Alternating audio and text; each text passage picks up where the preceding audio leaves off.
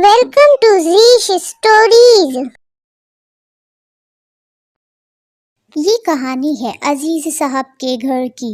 अजीज साहब का अपने इलाके में सब एहतराम करते थे क्योंकि अजीज साहब बहुत इबादत गुजार और अच्छे इखलाक के मालिक थे। उनकी बीवी सलमा बेगम और उनके 2 बच्चे थे, बेटी अमारा और बेटा सुलेमान।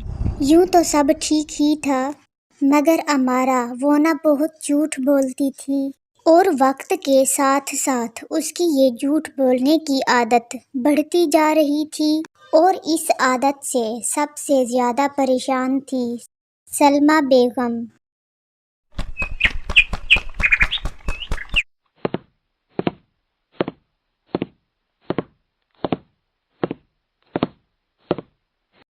अमारा, क्या कर रही हो बेटा? चलो आओ किचन में मेरी मदद करो।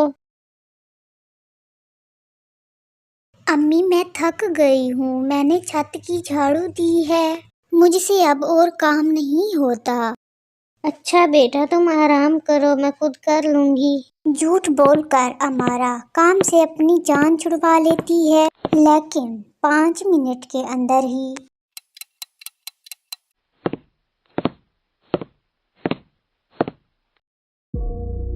अमारा, तुमने झूठ बोला मुझसे।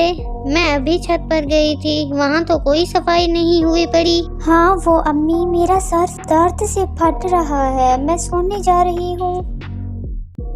रुको, मेरी बात सुनो, रुको। हाय मेरा सर। ये कहकर अमारा अपने कमरे में चली जाती है और सलमा बेगम कुछ नहीं कर पाती।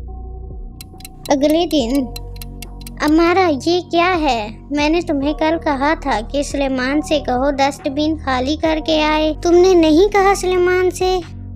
अम्मी, मैंने तो कहा था सुलेमान से, ये उसकी गलती है। तभी पीछे से सुलेमान की आवाज आती है।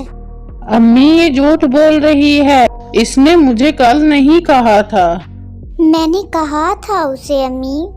अमारा, तुम फिर झूठ बोल रही हो। मुझे सुलेमान पर यकीन है, वो कभी झूठ नहीं बोलता।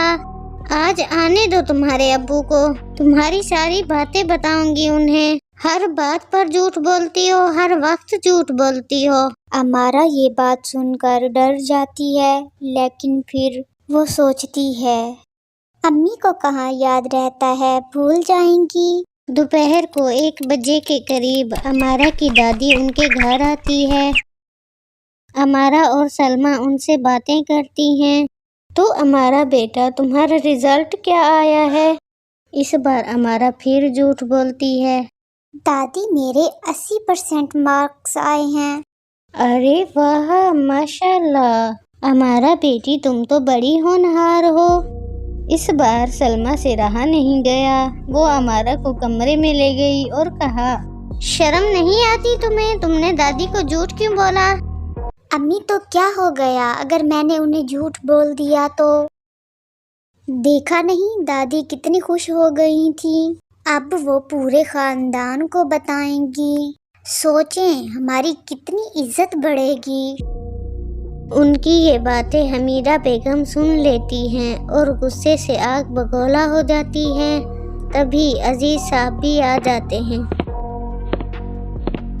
अस्सलाम वालेकुम अम्मी जान, आप यहाँ कब आई? कैसी हैं आप? तबीयत सेहत सब ठीक है?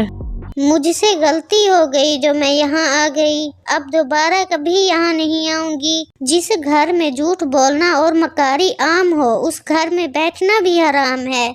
क्या हुआ अम्मी, ये क्या कह रही हैं आप? झूठ और मक्कारी, ये आप क्या कह रही हैं? अपनी बीवी और बेटी से पूछ कि मैं क्या कह रही हूँ।